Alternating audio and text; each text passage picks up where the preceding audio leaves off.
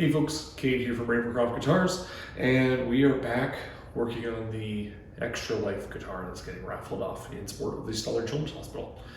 In this episode, we're going to be working on the neck, getting that all set and good to go. Yeah, that's kind of the plan. It's taken a little while to get this one done. First of all, it's been really cold. Winter is finally starting to hit us up here in Central Alberta, which is why it's a little echoey because I can't have the garage door open. But also I've just been dealing with some stuff from work, and yeah, my mental health hasn't been great. Some people are aware I struggle with major depressive disorder, and they are messing with my medication and everything, so it's kind of got me a little out of whack. So I've been able to get out a little bit and work, but it's not been as much as I would like to, just while I'm making sure that I'm okay to be around power tools and stuff like that. But we got the neck done. We're gonna get this whole thing figured out. In the next episode, I will be combining the neck and the body into one guitar, getting it all set up, doing all the wiring, finishing, all that kind of jazz. Thinking about for this one, I might do a bolt-on neck instead of a set neck.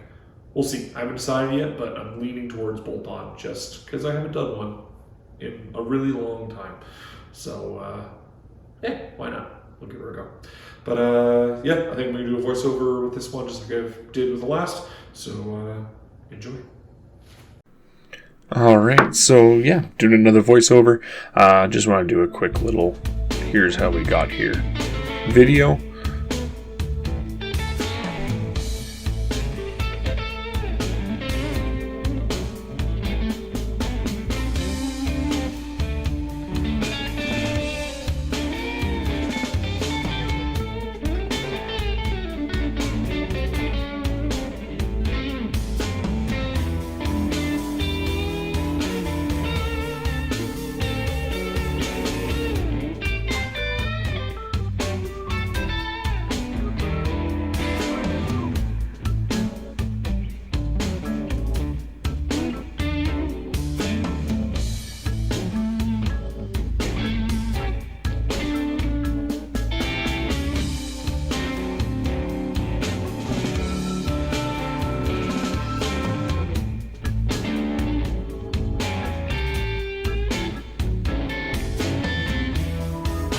Alright, and on to the new stuff.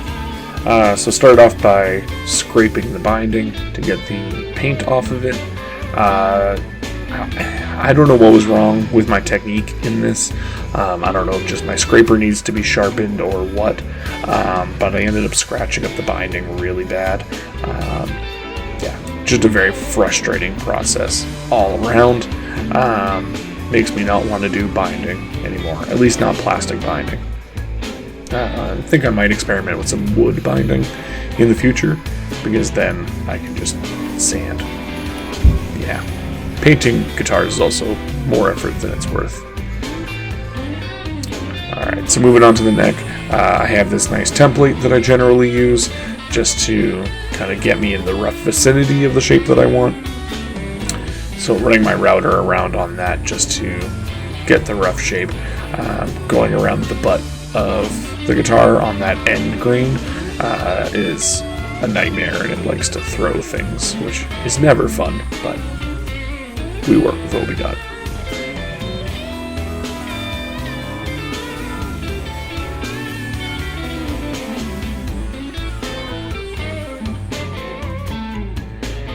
Cutting in the break angle for the headstock.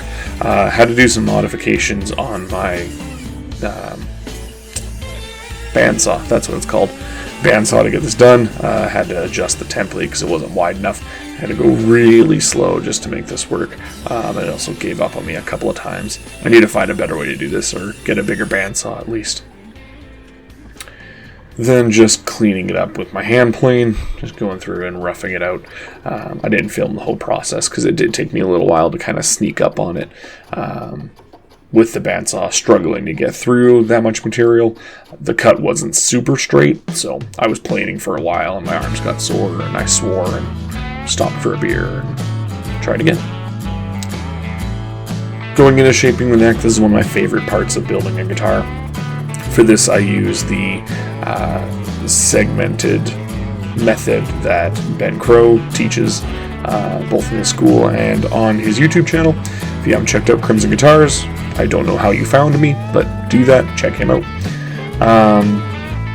But yeah, basically just starting with your center line and then breaking it up into nice angles on the side that you can then go over and kind of make yourself a nice C shape. And then from there you can refine it as needed. Here I'm just going and marking my spots for all of my fret markers, just finding the center of the neck, and then I do X's from corner to corner, and where everything overlaps, that's my center. Saves me from trying to do the math of actually finding centers. The lines kind of do all the work for me, which is great because I'm not a numbers guy. I don't actually have like a medical condition or anything like Ben Crow does, but numbers are rough for me. I have a tough time making sense of them. There's a reason why I teach high school English and not high school math.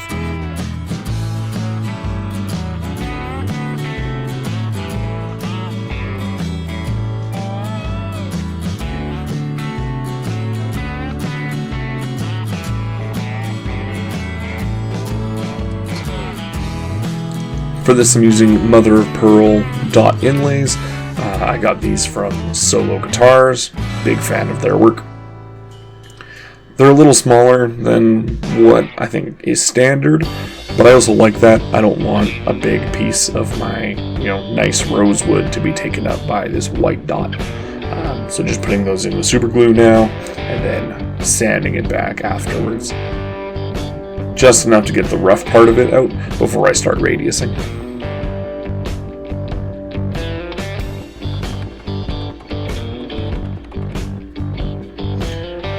Speaking of one of the worst jobs, radiusing the neck.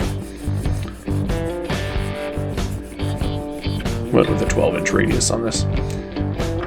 Then I realized about halfway through radiusing that I should probably cut the slots first so that I don't lose them. So here's me cutting my fret slots.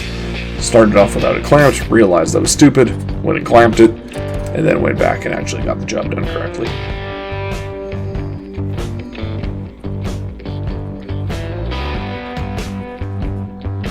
Someday I hope I can get one of those fancy cutting jigs that does this for you much easier, and you can set the depth a lot easier. Just the masking tape on the end of a fretting saw always ends up having some issues, and I end up having to go back and recut some later because when I test the frets, I find out that they're not deep enough or they're too deep, and it's just too inconsistent for me. Finished sanding, and I was really pleased with how shiny they turned out. Went up to about 2,000 grit, so I had to show it off. I just thought it was nice. Look at that mirror. Wow. Okay, and then putting in the frets. I followed Ben Crow's advice. I did this for a little while without it, and I didn't notice much difference, but I also figured it doesn't hurt anything. I put in a little bit of wood glue.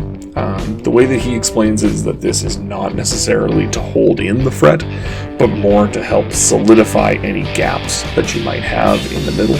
So by keeping everything nice and solidified, it's one chunk of wood, essentially, as opposed to, one with a bunch of gaps and holes in it. So I hammer these in, I line up the factory cut edge to one side, and then hammer in, going over it to make sure that everything's good. I do use pre-cut fret wire, not so much because I can't cut it, but because I don't have a radiusing jig to radius big long chunks of wire. It'll be a future purchase, I'm sure. And then I just use a damp piece of paper towel to clean up the excess wood glue. I did do a full level crown and polish on this, however, I did it in front of my TV while watching television because it was super cold and I still don't have my heater set up in my garage yet, so I didn't film it, but I did do it. I didn't just leave them as is. Thought I'd put that out there before anybody yells at me for not doing my frets correctly. I'm sure they still will, but there you go.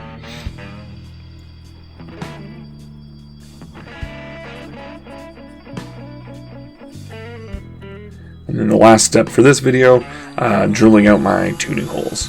So I start from the front and go only about halfway through, and then I flip over and come the rest of the way through from the back. I put a little guiding pilot hole there just to make sure everything stays nice and straight, but this way I avoid tear out and it keeps everything nice and clean.